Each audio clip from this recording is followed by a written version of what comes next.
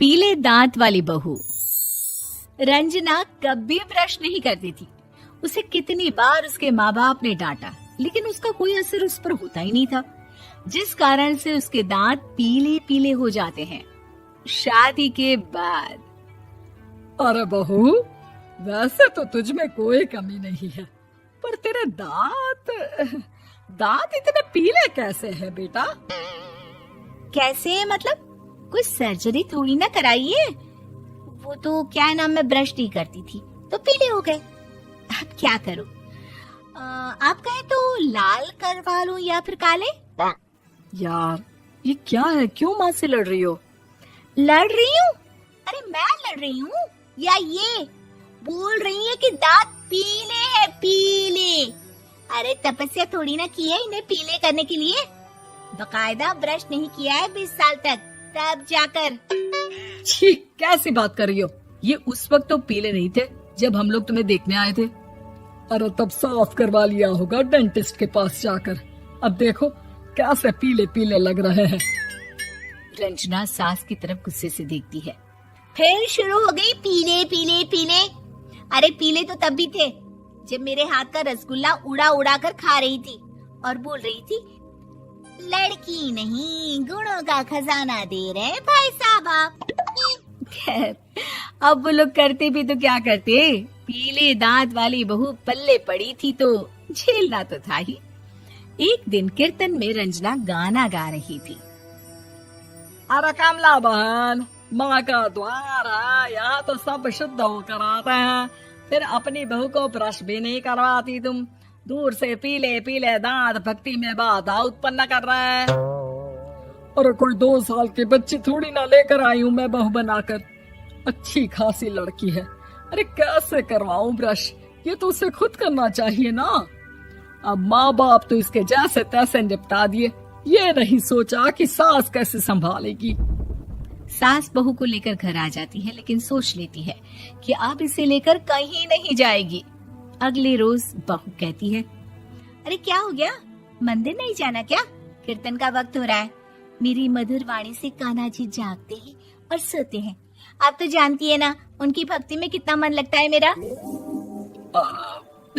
वो क्या है ना, तबीयत ठीक नहीं लग रही है मेरी, आराम करूंगी मैं। तबीयत ठीक नहीं लग रही? अभी तो मिथुन के गाने पर नाच रही थी आप, और अब बोल रही है कि तबीयत ठीक नहीं लग रही।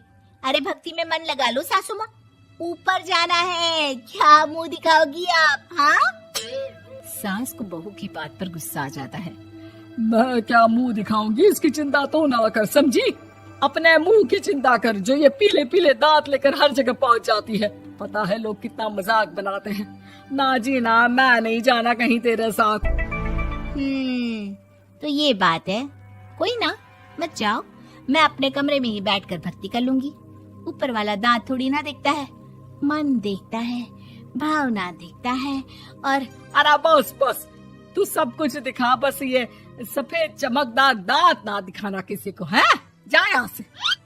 बहू को सास की बात का कोई फर्क नहीं पड़ता, वो तो जैसी थी वैसी ही रह जाती है। सुबह नहाकर किचन में खाना बनाना, फिर खाना खाना, कीर्तन भजन करना और सो जाना। एक दिन, माँ जी मैं सहेली के घर जा रही हूँ, शाम को लेट आऊंगी। हाँ हाँ तो जाना, मैंने कौन सा तेरी आरती करनी है घर पर बैठकर। रंजना सहेली के घर जाती है, जहाँ वो पार्टी में जाने की तैयारी कर रही होती है। अरे शिखा, कहाँ जाने की तैयारी कर रही है? मैं गलत वक्त पर आ गई क्या? अरे नहीं यार, उल्टा सही वक्त पर आई है। मैंने ये साड़ी और ज्वेलरी निकाली है यार, शाम को इनके ऑफिस की एक पार्टी में जाना है। बताना कैसा लग रहा है ये सब? नहीं यार, इस ड्रेस के साथ तो वो वाली ज्वेलरी अच्छी लगेगी। हाँ हाँ सही बोल रही है, मैंने ध्यान ही नहीं दिया। वैसे तो हमेशा से मस्त फैशन सेंस रखती है। तो बड़ा जाती होगी ना पति के साथ पार्टी में। रंजना कुछ नहीं बोलती, बस सोचती है कि यार काश ये बात सही हो जाती। पर मैं क्यों नहीं जाती पार्टी में? क्या इन लोगों की कोई पार्टी होती नहीं होगी? रंजना घर आती है और रात में पति से सवाल करती है, एक बात बताइए, आप मुझे किसी पार्टी में क्यों नहीं ले जाते? क्या आपके यहाँ ऑफिस में पार्टी नहीं होती? पति बेचारा क्या कहता कि दांत पीले हैं तुम्हारे इसलिए। अरे कोई पार्टी होती नहीं हम लोगों के ऑफिस में, तो कहाँ से लेकर जाऊं? और मार्केट, मॉल, कहीं वीकेंड घूमना, कहीं तो। अरे यार, सारे हफ्ते में एक छुट्टी मिलती है, तो सोचता हूँ कि आराम ही कर लूं। क्यों? रंजना मन मार के रह जाती है। पहले कभी सास के साथ मंदिर जाया करती थी, लेकिन वो भी सास ने ले जाना बंद कर दिया। घर बैठी बैठी रंजना बोर हो जाती है। तभी उसे आइडिया आता है और वो मायके जाने का सोचती है। सासू माँ, 2 दिनों के लिए मम्मी के घर जा रही हूँ। अच्छा ठीक है, आराम से जा। और हाँ, माँ से कुछ अच्छी आदत सीख कर आना कि कैसे शरीर के हर भाग की तरह दांतों की सफाई भी जरूरी होती है, समझी? शुरू हो गई ना आप। वो लोग आपकी तरह नहीं है कि छोटी छोटी बात का बतंगड़ बना दे। उन लोगों के लिए मैं मायने रखती हूँ, ना कि मेरे पीले पीले दांत। रंजना माँ को बिना बताए उन लोगों को सरप्राइज देती है, लेकिन जैसे ही वो दरवाजे पर पहुंचती है, अंदर देखती है कि घर वाले कहीं जा रहे होते हैं। अब माँ, काश रंजना दीदी के दांतों वाली प्रॉब्लम नहीं होती, तो वो भी हम लोगों के साथ चलती ना बुआ जी की बेटी की शादी में। हाँ बेटा, लेकिन अब उसे कौन समझाए कि उसको उसके पीले दांत नहीं दिखते, लेकिन उसके आसपास के लोगों को कितना एम्बैरेसिंग फील कराते हैं।